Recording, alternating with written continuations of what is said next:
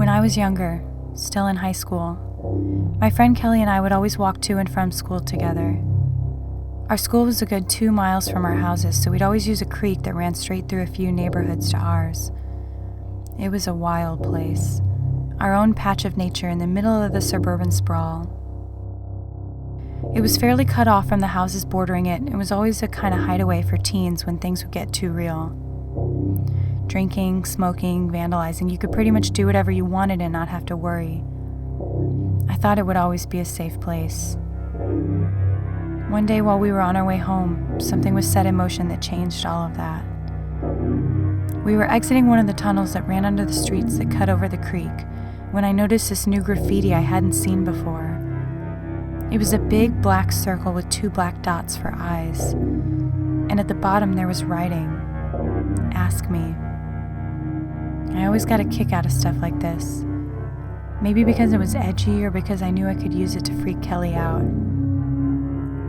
We wrote down some typical teenage nonsense, some pop culture references, and jokes about the school we went to.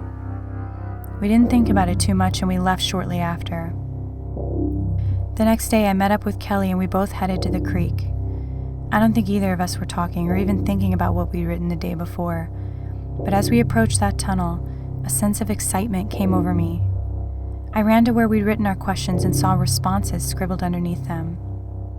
I should have felt surprised, even a little weirded out, but I wasn't. I rolled with it and immediately started coming up with a new question to ask. Kelly wasn't so on board. She kept saying how weird it was that they answered so quickly and begged me to leave it alone. Being me, I spun around and put down a question I knew would freak her out. Who will die first? I got the response out of Kelly that I wanted.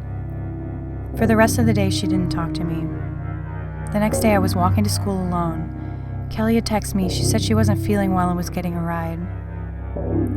I was excited to see the response. I was thinking about how I'd photograph the wall to freak Kelly out, but when I got there, everything I was feeling went cold.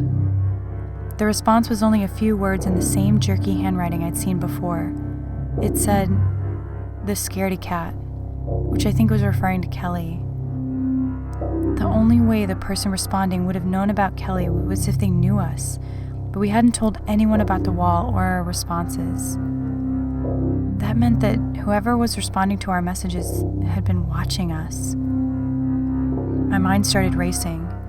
Was it someone who lived in the bordering houses? Someone walking by who overheard and saw us? Or was it a friend of ours who knew the route we took just fucking with us? Regardless of the answer, I was really freaked out.